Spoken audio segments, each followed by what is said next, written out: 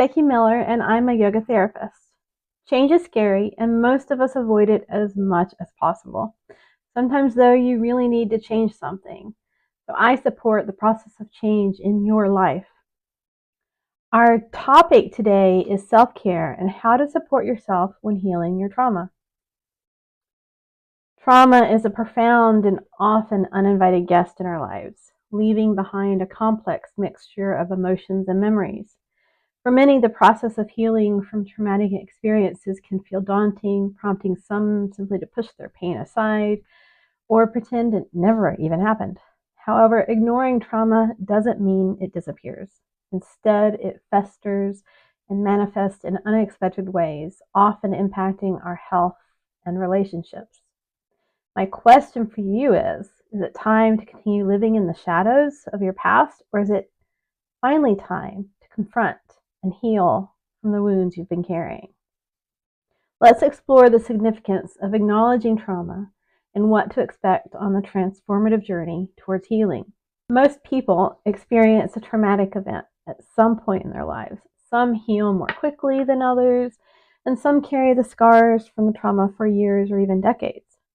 Regardless of how long ago the trauma occurred, if it's not been resolved in your body, you're still carrying it around.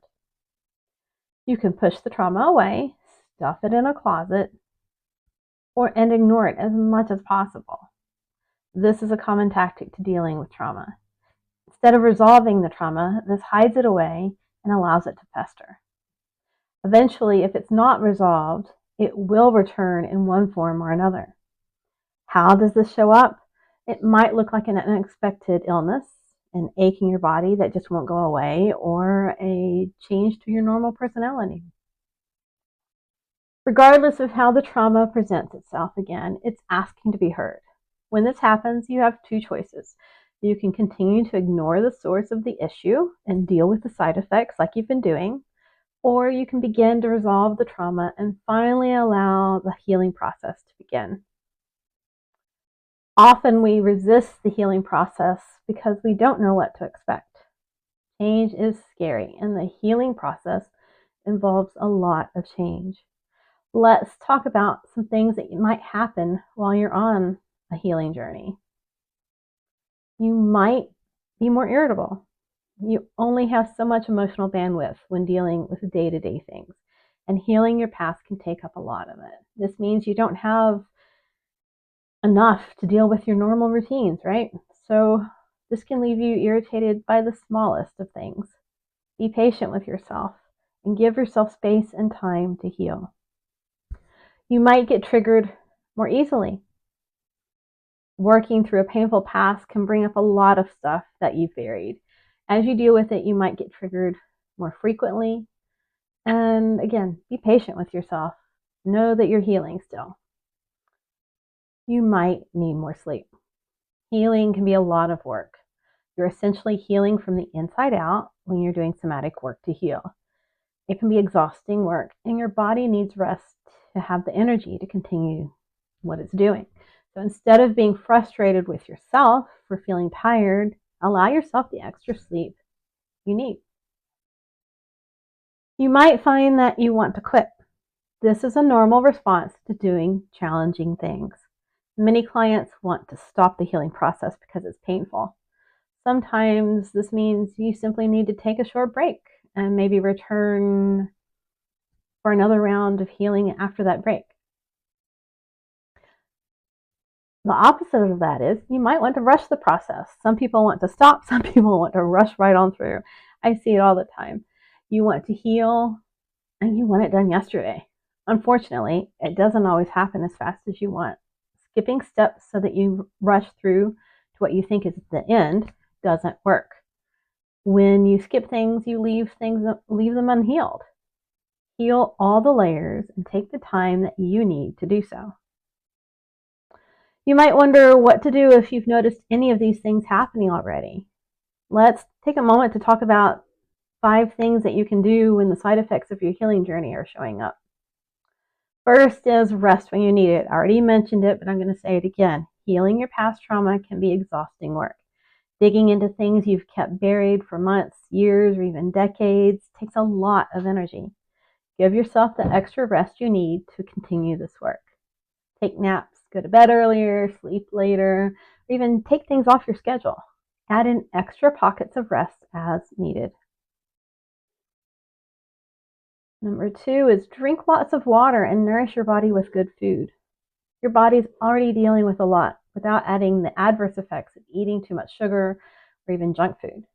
Give it the help it needs by eating as healthy as possible during your healing process. I know a little bit of sugar can be emotionally what you might think you need, but yeah, as much as possible, eat as healthy as you can. Number 3 is find a creative outlet. This could be learning a new hobby or picking up an old one, put together a puzzle, crochet a blanket. You could pick up a coloring book and color a new masterpiece. How you're creative doesn't really matter. What's important is that you give yourself that outlet that helps to lower your stress levels. Focus on a creative outlet and then return to healing when you're ready. Number 4 is don't forget self-compassion. This is really important. Remember that you're human and healing is hard. Be as gentle with yourself as you would be with your best friend. Give yourself the grace to heal on your time frame and the space to do it. Remind yourself that it's going to take time and effort. I know it's hard, but find compassion for yourself instead of beating yourself up, even if just once. And 5 is join a community of like-minded people. This could be a group who likes the same hobby as you or a group with a similar purpose. Healing happens differently when you're part of a group. This is one of the reasons that I've created the Women's Circle. In this community setting, we come together once a month to work on the tools that help us heal our past. We learn from shared experiences and inspire others to continue on their healing journey. Enrollment in the Women's Circle is open, so if you'd like to find out more about it or even to join, you can check it out at beckymilleryoga.com/TWC.